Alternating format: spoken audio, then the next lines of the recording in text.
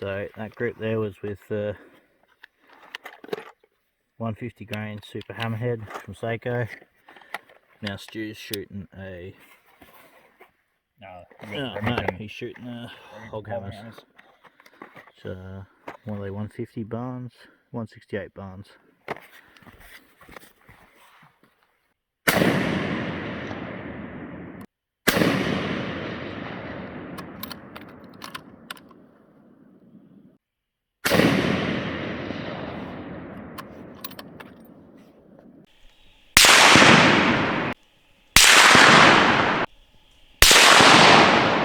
So, didn't like the hog hammers, the 168 barns TSX, or are they TTSX? TSX. So now we've got 150 grain Federal power shocks. So these are a bit over 40 bucks a box, probably one of the cheapest ammos you get for a 308, and we'll see how it likes them.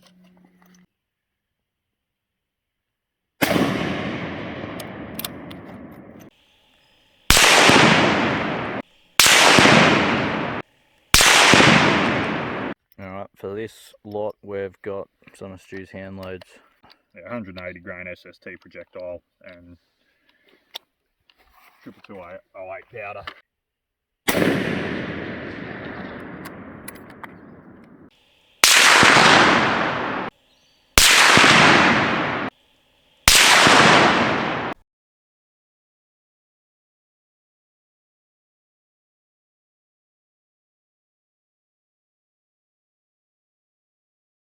So, as you would have already probably seen on the shooting footage itself, this S20 clearly likes the Sako factory ammo. So it's the 150 grain super hammerhead with the Steiner scope, the 3-12 by 56 Ranger. I shot a 1.3 inch 33mm group at 300 yards. Very, very impressive. The hog hammers shot pretty poorly, 145mm, which is 5.7 inches. The Federals shot 3.5 inches or 90mm. And then the hand loads shot 105mm or 4.1 inches. So, I mean, you can take it for what it's worth. These, you know, the hog hammer, the Federals, they shot okay, but not brilliantly. The hand loads, they're what my brother uses in his KRG Bravo, the Howard Bravo 308. So, you know, that was ladder tested and fine-tuned for that rifle. So I'm sure with different hand loads you would get much better results with this rifle. It obviously didn't like that load. It is quite a hot load, and his rifle shoots it extremely well. You know, we shoot, you know, little plates out 600-700 yards. We've shot it at 1,000 yards and had no issues with it in his rifle. But it just goes to show how important it is, I guess, to try various ammos in your rifle, especially if you're going to shoot factories. It shows very clearly, you know, what a big difference a different brand or weight can make.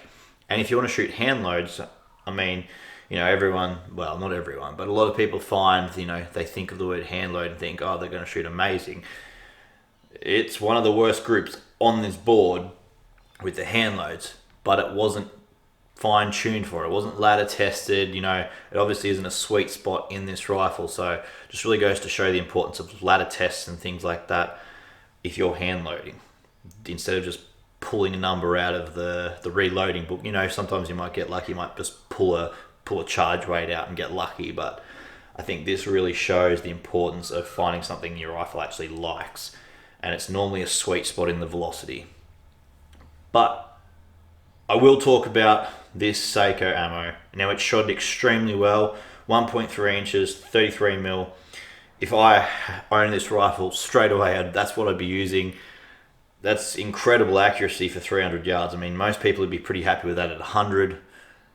I shot that at 300, and then I wanted to replicate it again. So I actually swapped scopes. I put my Citron S-Tac scope on the S20, took it back out, and I shot this group down here. Now, I actually reshot all the ammo and they pretty much all measured around the same.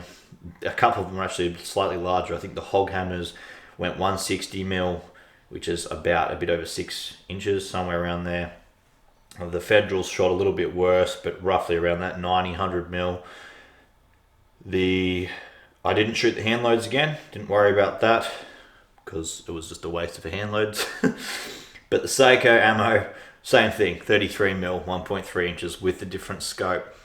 So, and that was at 300 yards again. So very, very impressive that this rifle will shoot factory ammo that well. So this isn't to say that all Sako S20s are gonna shoot the Sako ammo that well, but that's a pretty damn good indicator that they're gonna like it. And like I say, if this rifle was my own, I wouldn't even bother hand loading. Why would you bother hand loading when you can shoot groups like that consistently? I've done that on 2 separate occasions at 300 yards.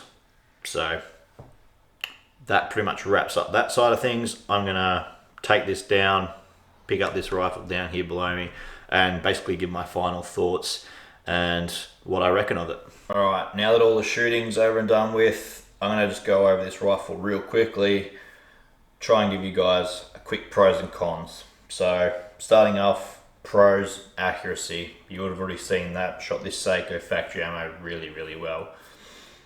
The versatility, if you want a one rifle, does it all. PRS, target shooting, whatever it may be, hunting, this will happily do it all. So there is absolutely no issues there. Adjustability, you've got adjustable cheek piece, you've got adjustable length of pulls, these little spaces in here. You've got adjustable stock. You can actually remove this rear part of the stock, the front part of the stock, and swap that out. I don't have any photos or anything of that, but yeah, if you check out online, there's different configurations that you can have this in, which is quite innovative from Sako. The trigger, hands down, this is probably the best factory trigger I've ever felt. It's a 2-stage trigger, extremely crisp, just very light take up, then you just sit your finger there and it just goes off like without you even realizing it's going to happen. It's very, very nice. Along with that, this action, very, very smooth, standard of Sako. Anyone that owns a Sako will testify to how smooth their actions are. Overall fit and finish, really nice. I believe the barrels and the action here is Cerakoted. It's quite nice. No issues there. And recoil management is something else I had on the list. You probably can see in some of the footage that my brother and I had shooting it. You know, this is only in 308 and using it on the Magpul bipod here, loading it forward. The recoil is just really nice. There was no issues. I personally wouldn't worry about a break if I owned this rifle. It's threaded, ready to go for a break if you wanted to run one, but I would never feel the need. I think it managed the recoil very well. Couple of cons I'll quickly mention, like things that I didn't like. When I first picked up the rifle, the plasticky part here in the palm swell just made a few plasticky noises and it sounds a bit hollow. Feels a little bit cheap for, you know, this rifle comes in at about 3,000 Australian, and I don't know, it just makes this little bit cheapy, hollow sound. Not a deal breaker. Didn't really bother me. Didn't bother me when shooting it. I just thought I would mention it. The takedown I wish was toolless. So where I'm talking about to remove this part of the stock here with this hex head, and there's a hex head under here, I wish that was toolless. I wish you could do that without a tool. The problem with carrying a tool around in the field is you may lose it. And whether you would be switching things out in the field, but you know, some people might want to run this in a backpack or whatever. I don't know. Just seems like to me it would have been better running toolless, but same thing. It's not a deal breaker in any way, shape or form. It didn't affect the functionality of this rifle. Just something I thought I'd mention. Probably the biggest con for me with this rifle is the weight of it. It's definitely, I think, more targeted towards target shooters and PRS. Probably more so than hunting. You could easily take this hunting, but it is very front heavy. This barrel contour definitely lends itself more towards the target area. It's quite thick and heavy profile. Comes in about 3.8 kilos bare without the scope, so it's not lightweight. But like I say, I mean, I've carried heavier things around the bush, and the beauty of this rifle is it does have QD points on all sides of the gun, so you can run a QD sling with a QD mounts. Makes it a lot nicer carrying it than running it off the bipod and the bottom sling stud. So that's partly a con, partly a pro. You know, it is a bit heavier, but you do have better ways to carry it. That's pretty much it as far as the cons go. I'll quickly mention the scope. It's a Steiner Ranger 3-12 by 56. Had no issues at all with this scope. Seemed to track quite true. Very, very good glass. And I don't know what the price range is on this, but I can definitely see this being popular with a lot of hunters. Good zoom range, 3-12. You know, a pretty good zoom range for sambar hunters. You can still stretch your shots out if you need to, but very good in close with that 3x zoom. A lot of field of view. The only thing I didn't like with the supplied rifle and scope here was this turret. It's not a typical marked turret in MOA or MRAD. It's MRAD, but it's marked in distances, which I don't personally like. There's no zero stop that I can feel. So if you're running this on a sling, there is every possibility you could adjust this turret, because it is quite easy to adjust.